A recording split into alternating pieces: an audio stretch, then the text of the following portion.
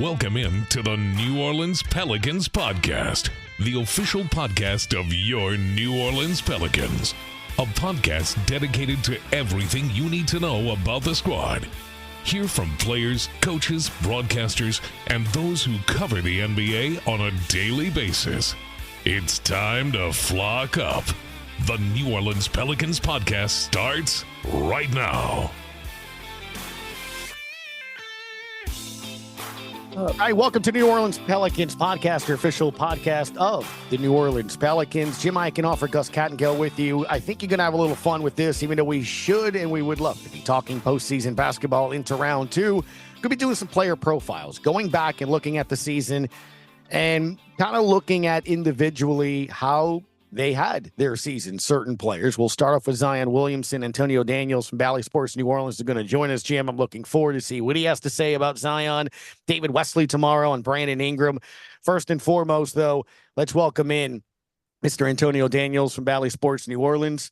Actually, the New Orleans Pelicans, television analyst extraordinary, more importantly, guy that is getting ready for next offseason already. You are working out, you are looking at game film, how you could have analyzed this. I'm so impressed by what you're doing already, AD. No, never that. No reason to be impressed. Not at all. No, it's offseason for all of us. And I'm going to be honest with you, Gus, Jim, it sucks. Yeah. It's even to actually be sitting here and watching these games. I love playoff basketball. I love watching basketball this time of year. But in my heart of hearts, I just feel like the Pelicans should still be involved in some way, form, or fashion. It's interesting you say that. Before we get into the questions and your take on Zion and your overall thoughts on the season, I haven't experienced it like I did this year. I mean, I've been in sports 20-something plus years covering the Pels and all that. It hit this year, the finality and how sudden that is. And I hear players talk about it all the time. But AD, I turn the light off in the studio, we leave, and I come home, I'm like, there's no more games. Like there's no more games. If I wouldn't do the podcast, I wouldn't be talking Pelicans other on our talk shows that we do. But I'm with you. I felt like this year, the suddenness and the finality of it hit a lot harder than it has in years past with me. This year it felt different. I can't explain why. For me, I felt this way as a player. Now I feel this way as an analyst. It's not losing that sucks. It's how you lose, right? So you can lose games and it's like, all right, it is what it is. But when you lose a certain way, it stings a little more. It hits a little bit different. And I don't care how the season went, the regular season and the postseason, those 5 letters, SWEEP, they don't hit well. They don't sit well with anybody. They don't sit well with players. They don't sit well with coaches. They don't sit well with front offices. They don't sit well with fan bases. So when you start talking about a sweep as well, it's just different. But then on the other side, you think to yourself, like, we're revisiting the conversation of health again. And that seems, this is now my 5th year being blessed to call games for the New Orleans Pelicans. And that seems to be a topic of conversation every season. Yeah, I mean, it's unfortunate that that's the way that the season came to an end and that was the focus of how things went. I think you make a good point too, AD, in terms of, not only is it a bitter thing when the season ends with a sweep, but I think we've seen over the last however many years that I've been following the NBA that a lot of times that leads to changes. And I think that was something that David Griffin really was pretty honest about and blunt about in his postseason media availability. But I guess before we get into Zion specifics, I mean, how did you look at the season overall, though? I know we talked about obviously what happened in the playoffs, but I mean, did you see it as a step forward, as though that they did make progress getting up to 49 wins in the regular season, for example? Here's the thing that's always weird to me, Jim, when we start talking about the regular season. I think the postseason is what determines success or lack thereof. Yeah. Because if you go back 2 years ago when this team won 35 games, and then last year where this team won 42 games, most people would say The year that they won 35 games and played Phoenix in the first round of the playoffs was a more successful season, even though a year later they won 7 more games than they did the previous year. Right. Mm-hmm. I think it's a lot of good things to take away from this season. Obviously, there are 2 sides to every coin. 49 wins is obviously 1 win away from 50, which is a really good season. I think that I tell you what I took away from this season more than anything else. I would love to see what this team looks like and feels like when they hit the ground running, as opposed to waiting for 15, 20 games into the season to kind of settle in. Yeah. That's my thing. So, when you start to get to January and February and this team started to play extremely well and look really good and things started to come together, I would love to see what that feels like in the second week of October. I'm not saying that you want to peak in the second week of October. I mean, you want to come into the second week of October in training camp in peak physical, mental, and emotional condition. That's what I mean. Just the thought process is different. The mentality is different because it starts in the summertime. So now when I hit the ground in October, I'm not using training camp. I'm not using the first 20, 25 games of the season to get myself into the mental and physical and emotional shape I need to be in. I'm coming in that type of shape. And to that's a really good that point. would avoid. Sorry, Jim. And to your point, AD, that would avoid team meetings in November, another team meeting in December, right? To your point, to do that, I said, and I'm glad you said that, because I said on our talk show coming into last year, or at the end of last season, you're no longer at the point where you're trying to find if you can win games. That's done. This season was, can you win a 4-game series? Last offseason, I said, everything needs to be about how do you win 4 games? How do you win a series? That's the whole point, right? Because that's where this franchise is. And is that kind of what this offseason is about? Not only getting to there, it's how do you win 4 games to move on into the next round? Are we still there? But the part that, yes, you are still there, because the part that's still left in the air, in the clouds, so to speak, is we still have not, this team has been to the postseason 2 times in the last 5 years, right? 2 times. Not counting the play-in. I'm just talking about the postseason as far as playoffs. Yep. Mm-hmm. Mm-hmm. How many times have we seen this team whole and healthy in the postseason? 0. Right. Right. And that's what leaves that kind of question mark bubble over here. What would this team have looked like against the Phoenix Suns 2 years ago if Zion was present? What would this team have looked like this year versus Oklahoma City Thunder if Zion was present? The reason I say it's important is because we have to understand there's a trickle-down effect that comes with no Zion. The trickle-down effect is the fact that if you play the Oklahoma City Thunder, Lou Dort has to guard Zion, which gives a more favorable matchup to Brandon Ingram. Lou Dort was able to completely empty the tank on BI because there was no one else. He was the biggest, most physical, and strongest guy in that series. If Zion's playing, he's not. That Zion changes the equation of everything as far as, like you just said, Gus, winning a 4-game series or a 7-game series, winning 4 games in a 7-game series is concerned. It just leaves a thought bubble up here because we've yet to see that happen. Another interesting part of the point you make in terms of trying to get to the where you're scaling up earlier, you're getting there in October, November. Mm-hmm. If the Pelicans had done that in the season that we just saw, you're not in the play-in. Right. They win a few more games. They win in the 50s somewhere.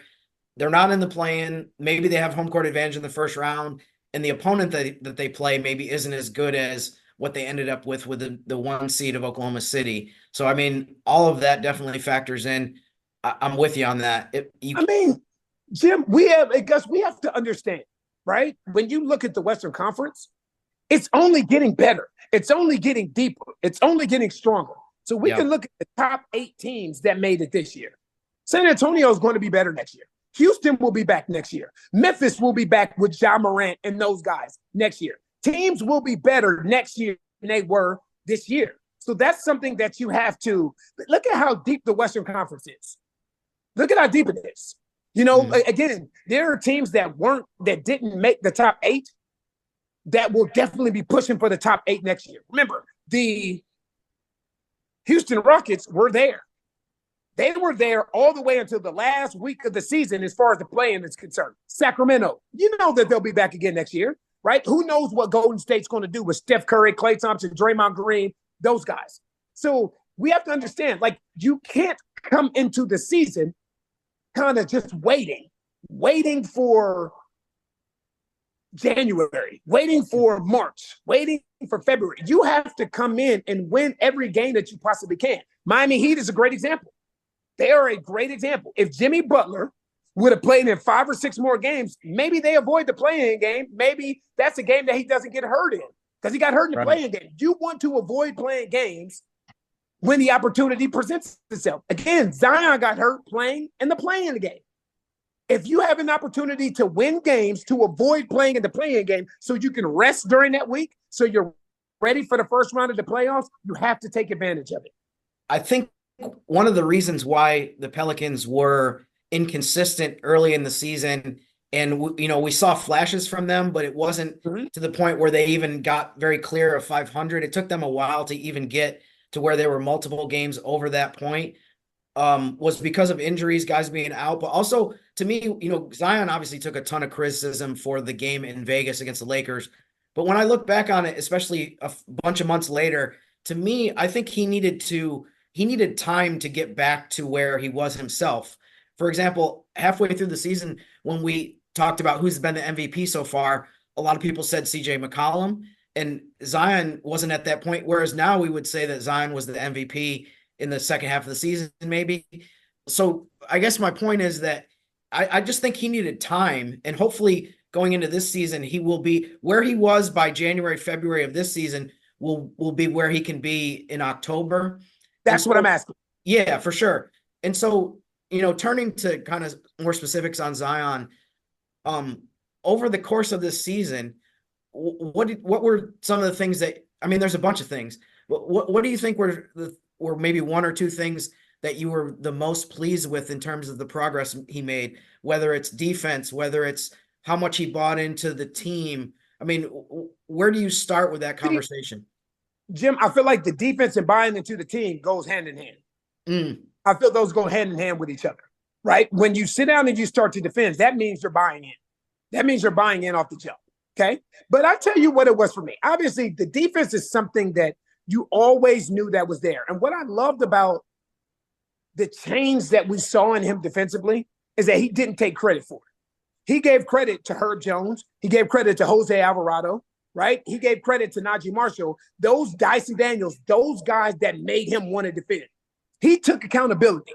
He says, you know what? I'm tired of being the pitcher. The pitching in NBA terms mean the guy that's being picked on, the guy that's being targeted.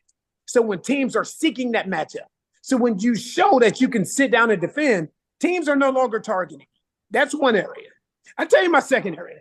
As the season started to go on, you saw him become a little bit more comfortable and confident shooting that mid-range jump shot. Yeah. And the one thing that you'll understand in this league, no matter how good you are in something, you always have to add something else, no matter what. Because you may be, especially when you start to play, think about this team's schedule down the stretch. They play some elite teams that were playing for something, right? Teams are scheming almost like it's the playoffs. And we saw this a lot. We saw teams scheming like it was the playoffs. And what you saw was his willingness to adjust. I've always given Zion credit for his ability to take mental data throughout the course of the game and adjust appropriately, right? Adjust accordingly. Him shooting that, I'm not even going to say 15 to 20 footer. I'm saying that 5 to 10 foot jump shot, that frees everything else up. We saw him knock a couple down against Phoenix. And then when he sees that go in, it brought a different confidence, which brings a different tier of offense for me. So first and foremost, it's the buy-in defensively, right? When your stars buy in defensively, everything else falls into place. And secondly, it's his ability to step out of his comfort zone and start to shoot that 5 to 10 foot mid-range jump shot. There was a ton of discussion during the exit interviews from Zion himself, but also a pretty wide range of his teammates about basically complimenting him on how much progress he made, whether it was the mental aspect of the game, the maturity that he showed. We alluded to the leadership aspect of it as well. I mean, from somebody who's around the team every single day throughout the course of the season, what were some of the things that you noticed from him as far as year 5? It seems like he really just made a leap in so many different categories that were kind of intangible. For me, Jim, and I feel like this isn't as much a Zion conversation as it is a male conversation. Like many of us, meaning men, we operate out of words of affirmation.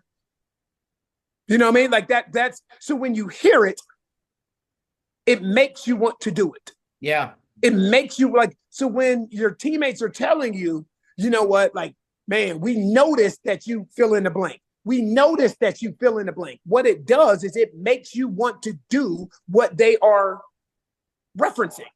And that's awesome. Like the thing that I've always noticed about Zion, more this year than any other year, is no matter what was going on, he had a smile on his face. Yeah. Through it all. Even when he was interviewed after getting injured versus the Lakers, right? When he did the scrum about how much it hurt him not to be able to play in the postseason, he's smiling. He's smiling, and that says something. Because we can all remember where this young man was a couple of years ago when he was out for the entire season. And that's the thing, man. When something that you have is taken away from you, it could take you to a really dark place. And I'm speaking from experience. I'm not speaking from opinion. I'm speaking from experience. When something that you love to do is taken from you, it can take you to a very, very dark place. And to see this team kind of surround him with optimism, with words of affirmation and praise, when you have people on the outside that were trying to do the opposite, I saw him respond this year in a more mentally healthy manner. And it was awesome to see. It's awesome to see not just a guy grow in between the 4 lines, but also to watch these guys grow into young men outside of the 4 lines. One of the things that I wrote about in his season recap article that goes in conjunction with these podcasts is that he'd been an all-star twice previously in his career. But I mean, in a lot of ways, this was his best season, I think, in just so many different areas, as well as some of the things that you just mentioned. I guess the last thing for you is, so what do you think are the next steps? Like, what are some of the things that you're going to look for him to improve upon or add to this next season coming up? I'll tell you first and foremost for me, hitting the ground running in October. That's first for me. That's the big thing for me. Not waiting, not waiting until January, not waiting till February. I'm talking about when the second week of October hits, there's a sense of urgency, not just with Zion, but with this team as far as training camp is concerned. But to whom much is given, much is required. And there's a lot that comes along with being the face of an organization. Right now, it's been 5 years now, going on 6 years, so nothing should be a surprise anymore. Right? This time that you have now, the summer, you have all of May, all of June, all of July, all of August, all of September, and those 2 weeks of October to hit the ground running and to set the standard for this team and this organization heading into training camp. That's my biggest thing. Everything else will take care of itself from there, Jim. Everything else will take care of itself. The mentality that you have with these 5 months off will set the tone for the next 7 months to follow. AD, because I think to your point, if you approach it that way, you're working on those jumpers. You're working on being able to handle your physical load for what's to come. And to your point, I think that's why you see the teams that are pushing for championships this year. They don't start, to your point, 2-3 months in, right? I mean, the Boston Celtics week 1, when they come into the arena, they drop 12 threes. I mean, they're ready to get going because they know that that's where that thing is. I guess one of the things that I looked at going into this past offseason was, okay, the Pels have shown they can win games. Now they got to show they can win 4-game series, right? And is that kind of each player has to approach it that way as well as the organization, you think? For sure. I mean, like the thing that's different is the only way to experience it is to actually go through it, and no matter what, again, no matter what happens, win or lose, it's experience. How you use that experience is up to you. Like, you think about it. There are a couple guys that this was their first time playing in the playoffs this year. Now you use that experience. A couple guys, this was their second time playing in the playoffs this year. And I'm speaking of the younger guys. Mm-hmm. The thing is, you want to get this playoff experience together because you're going to grow together. It's not an individual thing. It's an individual mindset, but it's a collective goal. Individually, I want to be the best that I can in this 4 to 7 game series. But collectively, we have to find a way to win a series and move on. To me, Gus, that starts in October. That does not start the second week of April. It doesn't. It starts all the way back in October because that is when the standard is set for the season. Again, you can sit back and wait. You just talked about the Boston Celtics, how they hit the ground running. Yeah.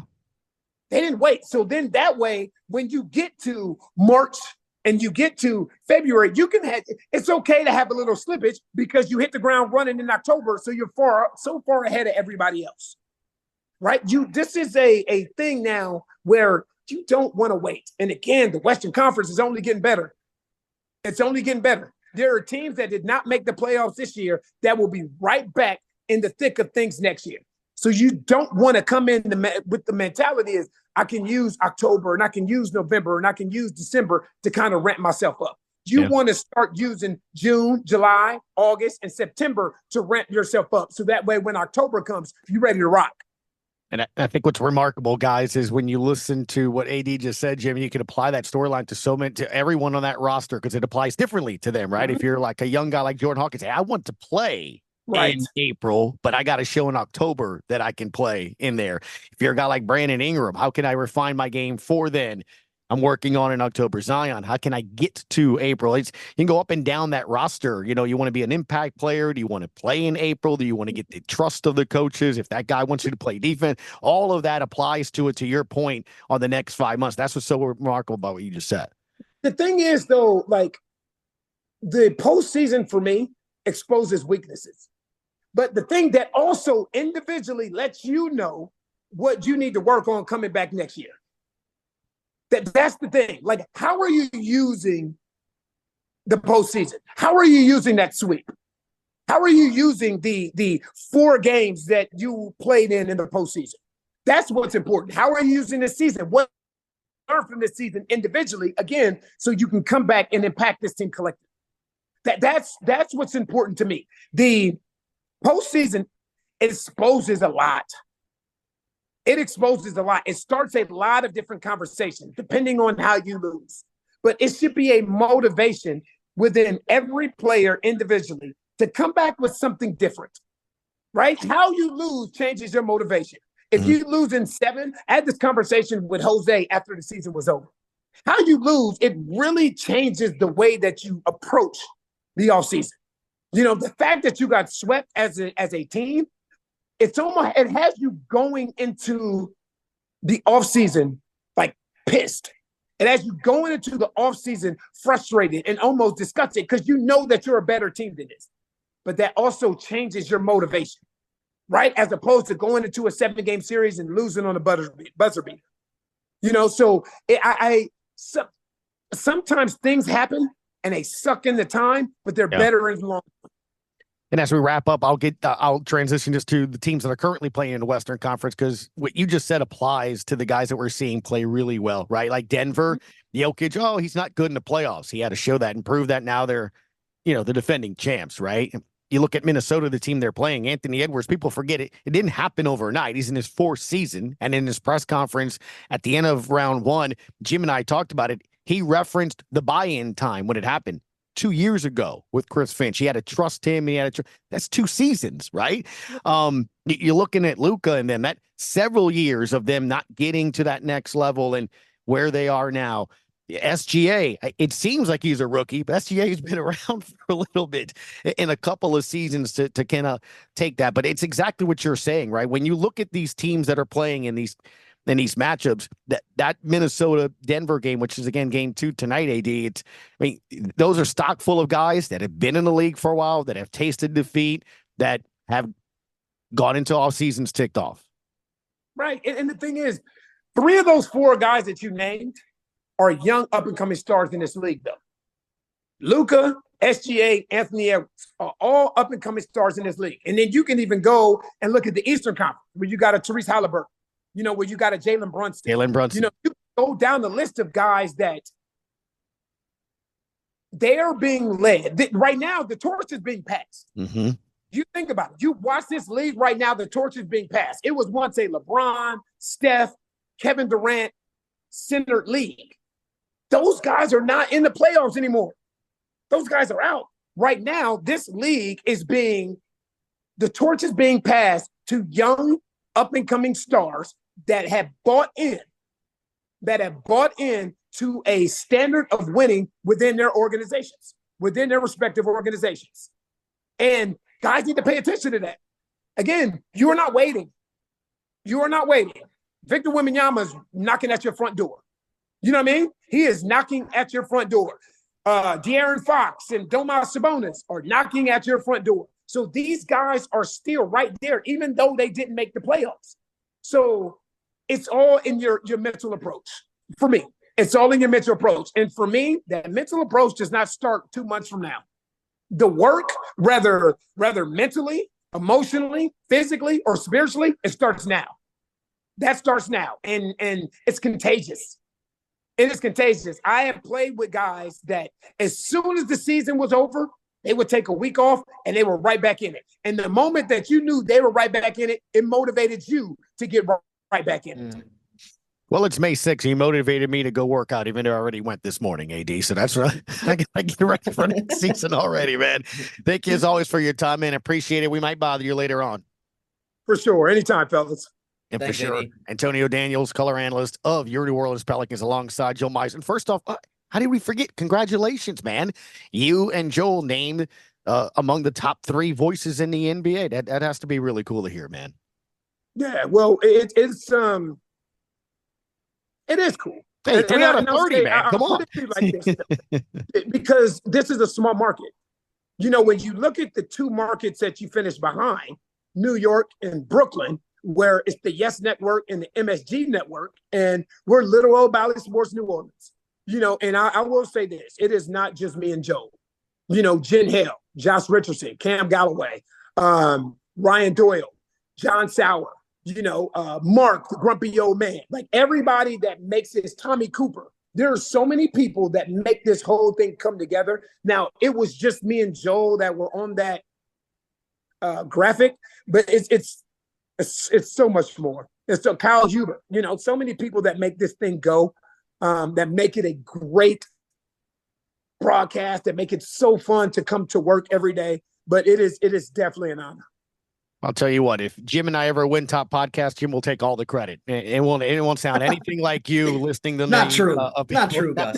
No, but that is awesome, though, AD, because we get it all the time here as well, where people just love to tune in and get that relationship and connection. I always say one of the best things that you guys do is I learn basketball, right? I mean, you're teaching me the game. You're telling me what's going on. Joel's got the action going, and that's the hardest thing to do, but you can tell that you guys love basketball. So, man, that's awesome that, you know, you guys are a part of it, and it's awesome, man. I had to get that congrats in. Thank you. I appreciate you, brother. Thank you, guys. For sure, man. Mr. Antonio Daniels, until next time, thank you for your time, bud. Thanks. All right, our thanks to Mr. Antonio Daniels there, Jim Eichenhofer. We could do that for. I say that every time we have him on. It honestly is a great conversation, but in all honesty, he brings up a great point when he mentions the networks.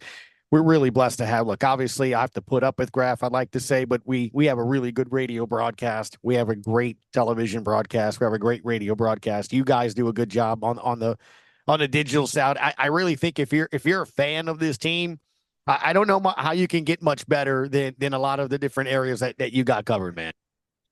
Yeah, I'm not going to try to pull a muscle patting myself on the back here, but I agree, Gus.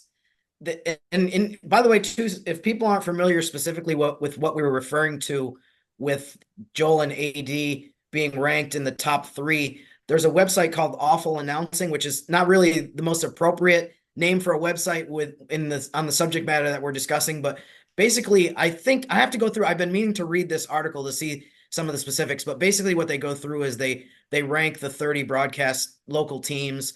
And the Knicks and the Nets were 1 and 2. I think part of it is fan input too. And I mean, I'm not surprised at all that they're 3rd or in the top 3 because the fan base absolutely loves those guys. I feel like Joel and AD could run for mayor of the Pelicans fan base right now and He would win. definitely hold you accountable. I will say this: Antonio Daniels would hold you accountable. That is for sure. Yeah. So I mean, they're just beloved. I don't think you see a lot of cases across the NBA. And granted, some of the broadcast teams have changed in recent years, so it's hard for them to get traction. But I feel like Joel and AD have gotten to the point where they're just unanimously, if there was an approval rating for them, it would be through the roof. I just feel like people enjoy them. And by the way, too, on a personal note, my mom watches the games on League Pass in New York State, and she's always mad when the games are on national TV because it means she can't listen to those guys. Yeah. And she said the same thing. She says the same thing that you said, Gus, that she learns basketball from them. Mm-hmm. And she's always saying, like, it's amazing how much I've been educated over the last few years just listening to them on TV. Slight kudos to the organization, right? Because I think part of what makes AD really good is the access. Todd talked about this in our last broadcast on the radio. David Griffin and him, they allow them to go to practice, the broadcast team. Aaron's in there as well. Aaron Summers, the team reporter, and it allows them to do their job. So when JD, AD, Joel, Graf, Aaron, you can go in there and watch practice, you get an understanding of different things. Sometimes we say it, sometimes we don't. And that's part of the job that we do as reporters. You don't always just walk in there and everything you see in the locker room, but it's something that points out, like, for an example, I brought this up several times when I speak with David Wesley.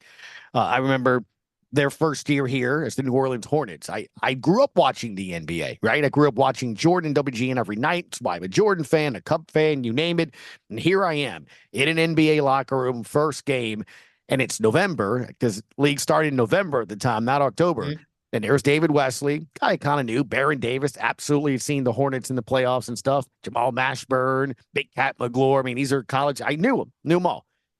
And David's feet are an ice bucket because he suffered from the same thing I do now that I realize, plantar fasciitis. But it's November. It's like the second game. It's the third game. Right. The knees are bagged with ice and it just you get that understanding. And again, it was maybe nothing specific I had to talk about that day or the next day, but your mind starts going, man, it's November. We're not even to the playoffs here. Mm-hmm. So wear and tear and stuff. And now here I am 20 years later and we can talk about, hey, that road trip, 5 games over 10 days or something like that. You can, one of the things we touched on, that first game back after a road trip, why the wear and tear from travel, leaving Denver to get to Dallas the next day and you wake up at 6 a.m. because there's a plane.